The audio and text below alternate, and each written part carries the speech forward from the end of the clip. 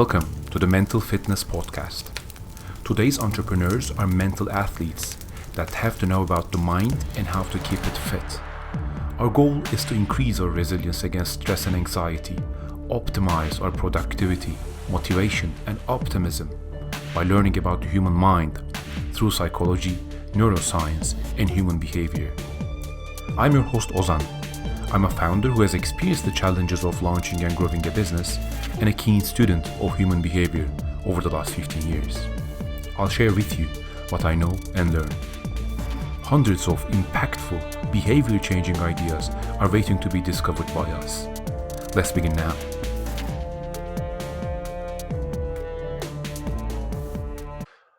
So hello and welcome to Mental Fitness Podcast. Today I'm with Nick, Edward, and James from Doolally. I always hesitate when I pronounce it. Is it Doolally? Doolally? It goes back to me. I think I need to work on that.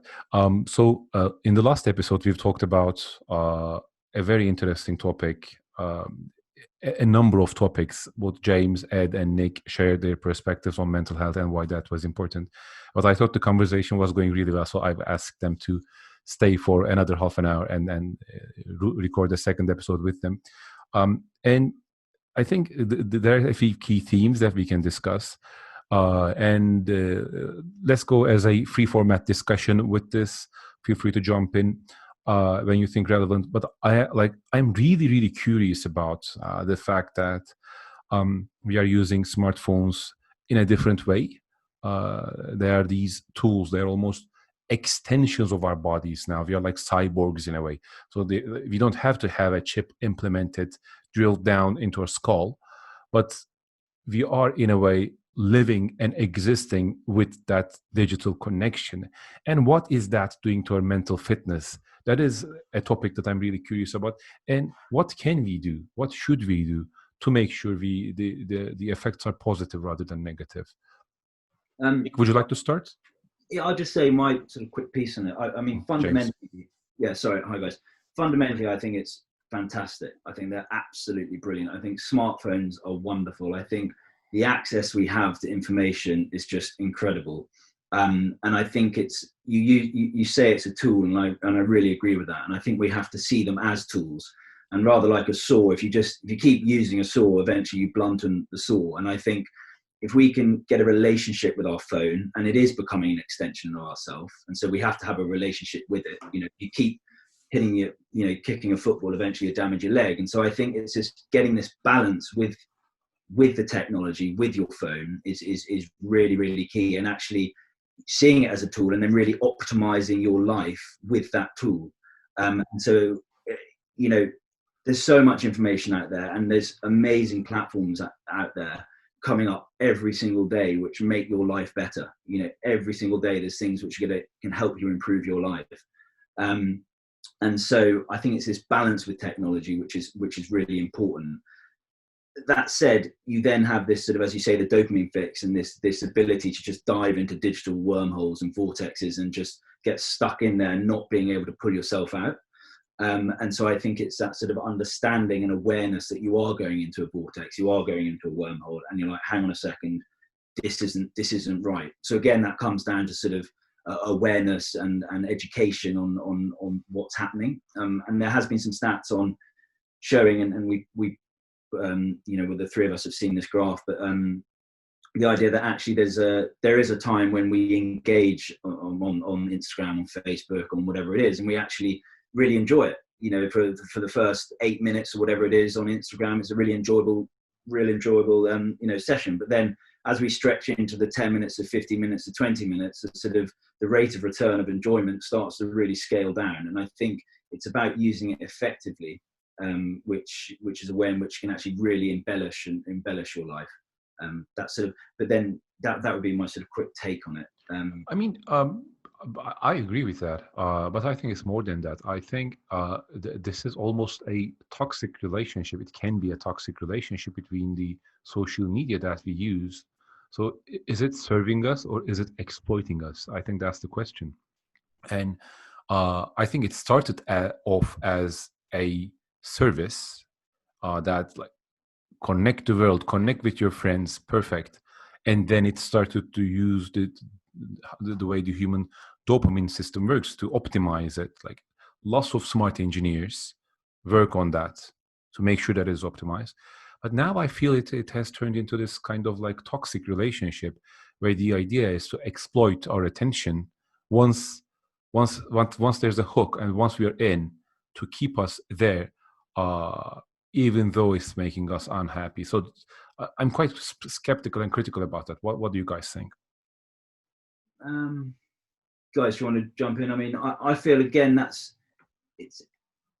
I think it depends on your almost like your state of mind. Like if you can choose to not be exploited by it, it becomes like an addiction thing. It's like someone who might sort of had a bad relationship with alcohol, that probably comes to like a broader thing of like, well, why do they have that relationship? What's the reasons for that relationship? And I think if you get yourself in a good headspace and you're able to just tap in, tap out, then you're stronger than the exploitation, if that makes sense. And so that's probably like a bigger sort of thought is like, well, how can we be stronger than that? They're always going to try and exploit you. I feel that's sort of the nature of what's happening, in the same way that, you know, an alcohol brand might be always trying to get you to drink, if you know what I mean.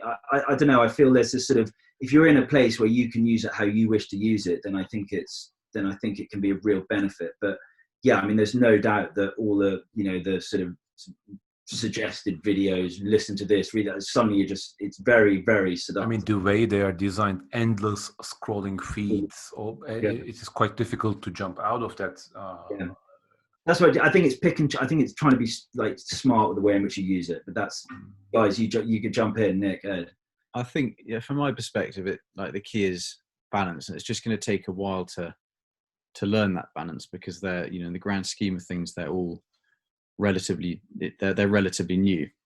But I think for me, like the smartphone, for example, it just, I mean, what that element of technology has done, it's just sped everything up. It's almost sped life up to a sort of an unnatural extent, to the extent that when you get a message, you know, people want you to, you know, message back instantaneously, and you know, people, we need to manage that relationship better and know when to turn it off and when to leave it in your room, and, you know, at the weekend, whatever it might be. I think from my perspective, as someone who came from the corporate world, I think the difficulty is that being respected in that environment. For example, you know, in any work environment now, everyone's on email, everyone's got access to email 24/7. You're always at the end of a phone call from someone. And so I think that, you know, one, there is a challenge for people personally to know how to balance their time with their phone. But I think also from an organization's perspective as well, it's really interesting. It's going to be a two-way thing, I think. Yeah, the speed thing's really interesting. What you say there, Ed. It is true. Like it's just so expected that you reply to someone, and if you don't reply to someone in like 2 days or something, you think something's wrong with them. And I think it's having that, like, almost that sort of discipline and strength of character to be like, no, do you know what? I'm not going to reply for a couple of days, and then you're fighting against it. It's a weird. And that's really what we're trying to, you know, we see that as I mean, it's a massive paradox for us, because, you know, fundamentally we're developing something that is delivered through technology, and so it is a big paradox. But going back to James's point, you know, a large part of what we're about is educating people to get to that level of habit formation where, you know, they've got a better relationship with their phone. And, you know, and we're, as Nick mentioned on the previous episode, we are all about doing. It's about doing things in the real world. That's like one of our key mantras. This reminds me of an interesting story a buddy of mine told me.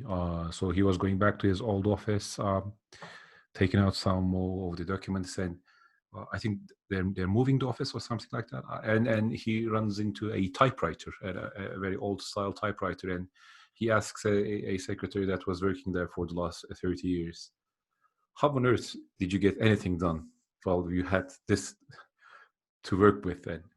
And then she says, we had less work back in the day. Like, that's the idea. It's quite funny. Like, I think we have squeezed ourselves into a corner with all this efficiency thing. Yeah. I think, the constant, for what we've done a block on this, actually, kind of looking at, you know, what is it about, you know, in the West, particularly in America and stuff like that, we are we've lived in a capitalist society for quite a long time now, and I, you know, I'm not going to get into politics, but I think a lot of that is seeped into our culture, and governments are addicted to GDP growth, and we're all addicted to that next pay rise or whatever. And I think, like you say, it's this really bad outcome. Like, we've got all this great technology, all these great efficiencies, and yet we're all working harder than ever before. And there's something very odd about and about that. And is there like a second Earth we're competing that we don't know about? Is that the case? Well, we're competing with each other, I'm afraid. Yeah. But for the detriment of all of us. So that could be... I feel there's a slight cusp. I feel that people, I think maybe COVID has sped it up as well. Like, there's a sort of step back and think, actually, how can we, you know, there are these terrible, the side effects and all the sort of negative effects of too much of this stuff. And I think people are wising up, and I do feel that people are sort of thinking, hang on, I will, you know, try and not look at a screen over the weekend and deliberately try to distance themselves from those things. It's easier said than done, but from a personal perspective, I've certainly tried to move away from it in the last year, 18 months compared to 4 years ago. You know, I'm like, hang on a second, as you say, like, this is really, everywhere's trying to suck me in, and I'm like, right, I need to pull back in some way. Again, easier said than done. But you know, one tactical intervention that I use, I mean, this is very simple, but I think it works, and I do it every time when I get a new phone or something like that. I turn off the notifications. So I don't get any notifications from WhatsApp, from Instagram, from Facebook, from LinkedIn. Yeah. They're all turned off. When I'm curious about them, I tap on LinkedIn. I do whatever I need to do, and I log out. Yeah, completely again, Ozan. But then there are those apps, like for me, the exercise apps, where it nudges me in a brilliant. For example, that's a good nudge. Yeah. That's the thing, and it's like, it's choosing how to use it, which I think, and I think that would be the next wave of like actually like really using your phone to you know to seep all this amazing stuff that's out there, but to tailor it better to you. Exactly. It needs to be bespoke to your needs, and it's a design that needs to work in a compatible way with your life. Yeah. Be nudged in the right directions is the idea. Yeah. Yeah. And I also I like that example, Ozan. I'm going to do that. Turn off my notifications now. But I think it's those really that's what we're finding fascinating with looking into mental fitness more, is that we're not creating the wheel. Like, this is all out there. It's just about getting it in the right places. And I think, like, a friend of mine came up with a little idea the other day where he made a box, and he just put his phone in that box for an hour every evening. And just having that box changed the way and given that you've got your psychology background and stuff like that, I should think how these tiny little nudges or changes in behavior, rituals, they have such immense power. Everything that has a ritualistic aspect to that actually creates this Pavlovian conditioning type of process that that's why having a separate room for working and sleeping and eating is necessary. Like, when you look at it at a functional level, why not? Like, it's a desk, it's a table, I can eat here and I can work here. There is no functional, clear reason why I should not do that. But we know for a fact that it decreases your work performance, harder to concentrate, and you enjoy the meal less. So it's kind of like that, I think. Mm-hmm. So can you tell me about some of the conversations you've been having with the people? And I'd love to hear Ed's thoughts on this as well. So just a quick side note for some people in the audience. And like, the idea used to be build, launch, promote, and that used to work for some time. But now, especially in the world of startups, tech businesses, applications, etc., it doesn't work that way. Now it is build an audience first, get in touch with a community, have a conversation with that community to really understand their problems, what they want, and user research-based design and product development based on top of that, and then launch, and always keep in constant beta with conversation with these people. So that's kind of how the world is progressing, as far as I can see.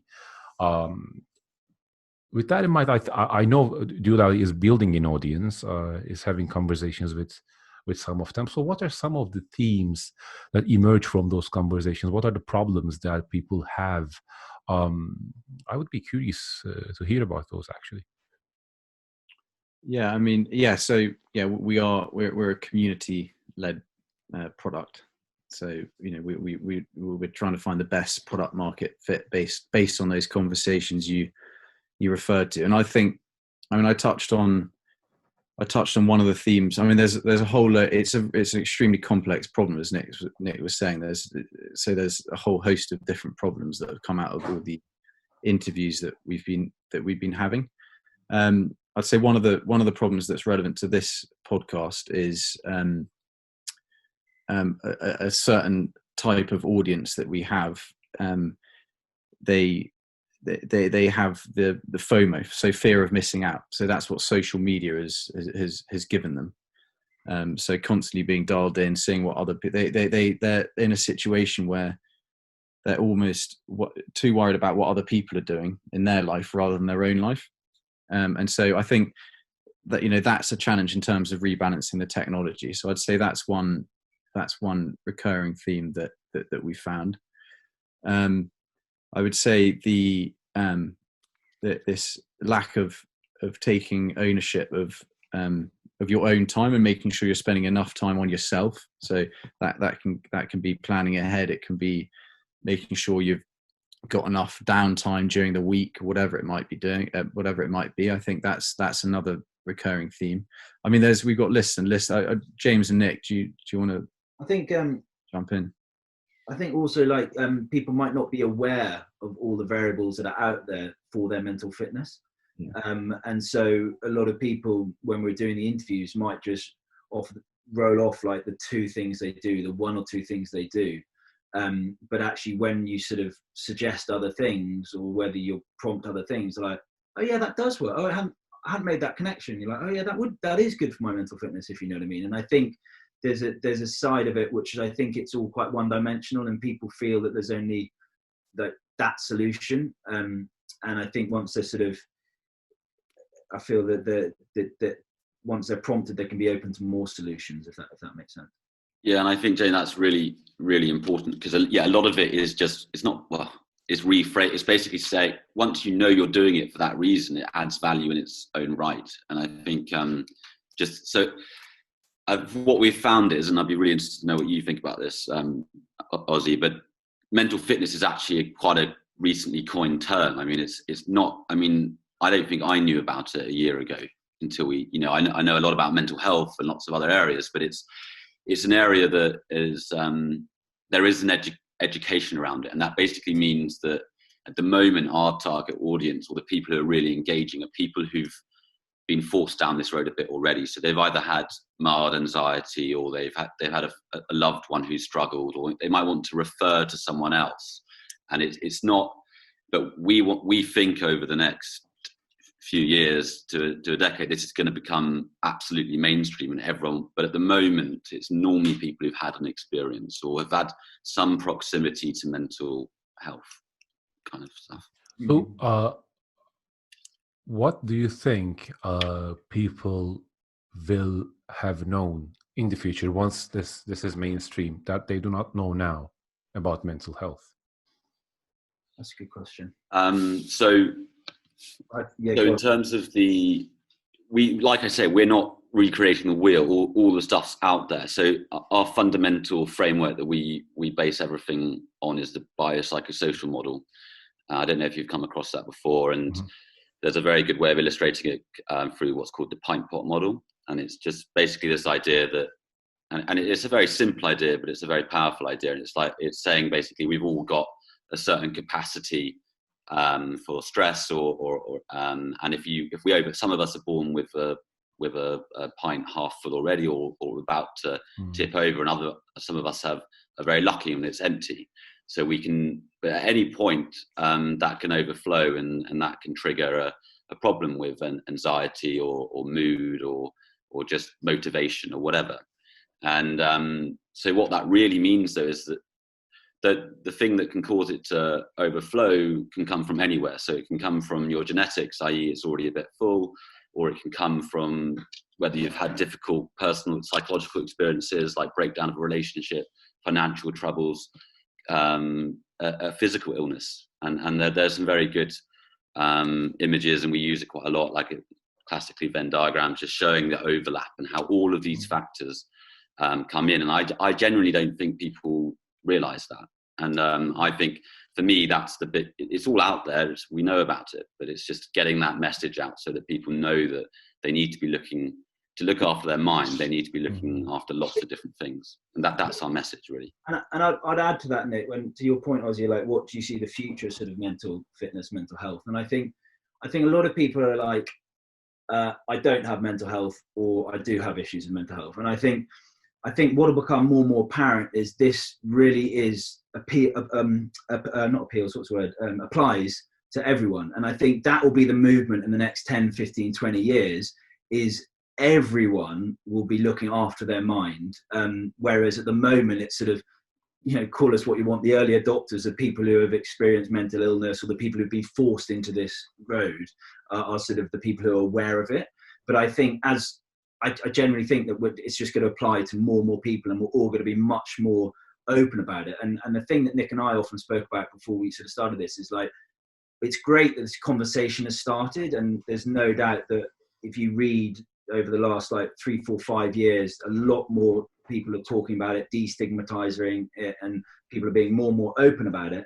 And we feel that, yes, the conversation started, yes, it's now in the open, but what's the next stage? The next stage is trying to improve people, trying to help people. And I feel there's now like a huge movement to like the solution to all that talking, basically.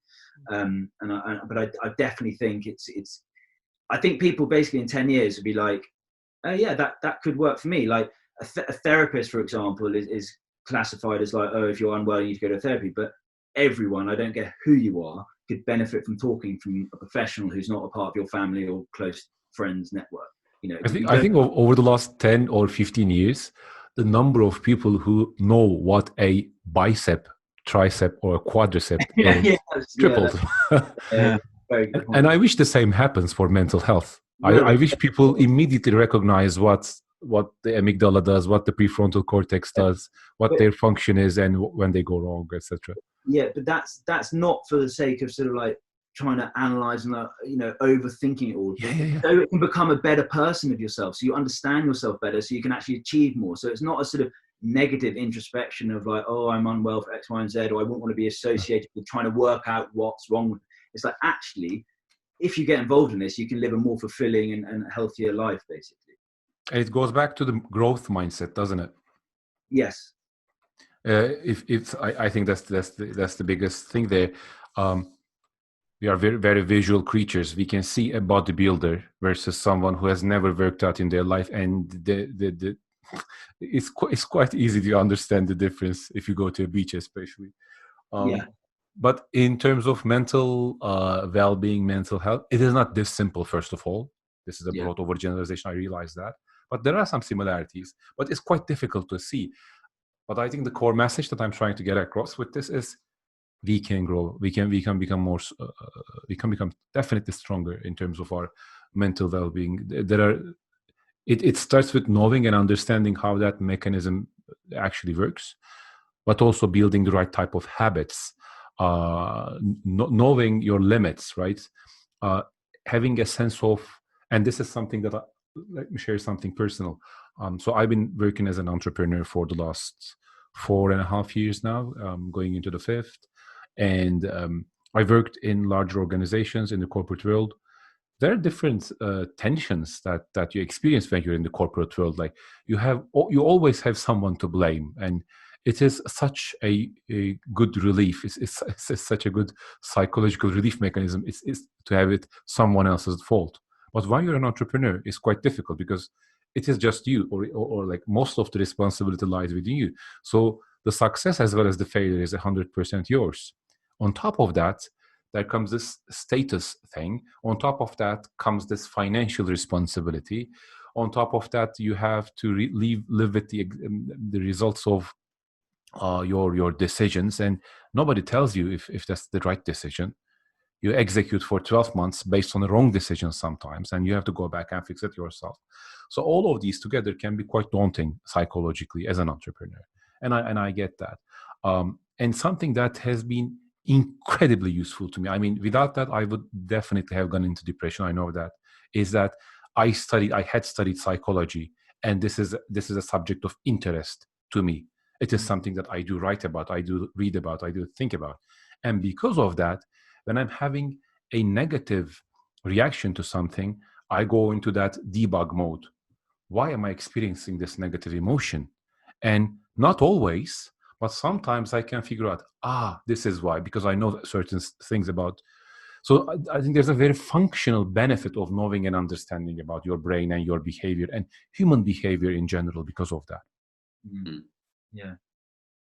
Yeah, and I think just the structure of, we've got three main pillars of how we present our content, and it comes under do, learn, and inspire. And but the do and the learn, they're so intermeshed, and actually there's no point doing it if you don't know why you're doing it. So we love the why, and we love trying to get people to understand what they're going through, I suppose.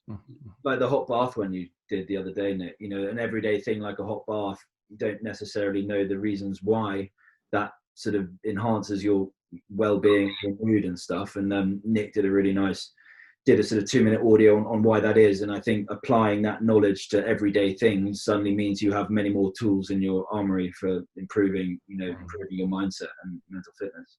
And it was a similar thing with the cold shower as well. Is that not the case? It's not the worst thing, but it's something that you have to go through in the morning, and it is something that you have to show conscious resilience to stay in that cold shower.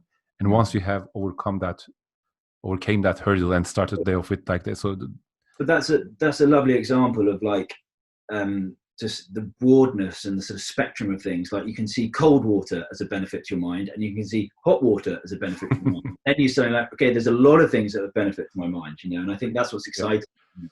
Yeah, and I think that's the inspire. That's a good point.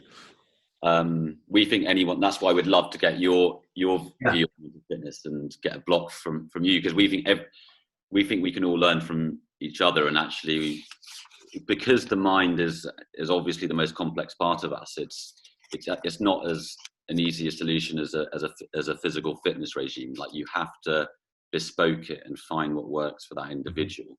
Mm-hmm. And the only way that works is to have a real range of tools, like James is saying.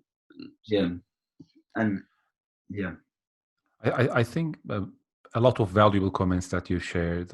I've taken note, like FOMO, need for downtime, knowing why you're doing what you're doing, understanding the brain and the emotion, the growth mindset, the fact that mental health awareness is trailing behind physical health awareness, but this can also be interpreted as a good sign because it means it's going to catch up at some point, hopefully. Biopsychosocial model that you reminded us of, and something that you've not explicitly said, but it made me think like about stress. Is it good? Is it bad? Is it both?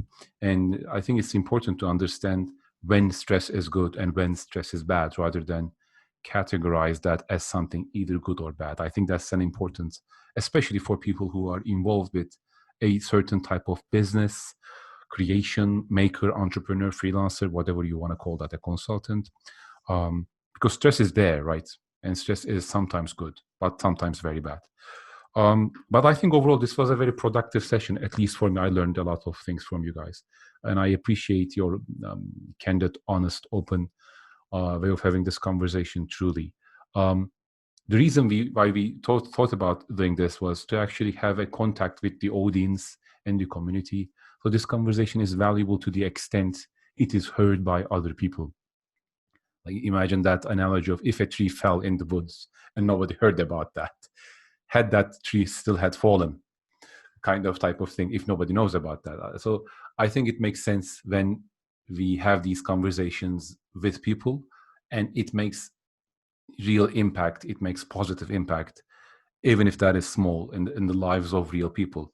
So this is for the audience that is listening to this podcast. If you think this is useful to anyone, these last few recordings, please do share it with them. And take a look at Doolally, check out what they're doing. I think it's interesting, their approach. And be a part of this audience, be a part of this community, and reach out to us, any one of us, if you have anything to share, if you have anything that is up for discussion. And yeah, those are my final comments. Is there anything you'd like to say as we conclude, guys? No, other than thanks very much for having us. Yeah, thanks, Ozzy. That was great. Thanks, Ozzy. It's been great. Thank you all. Thank you very much. And I'll see you and talk to you in the next episode. Take care. Cool. Bye. Bye. Bye.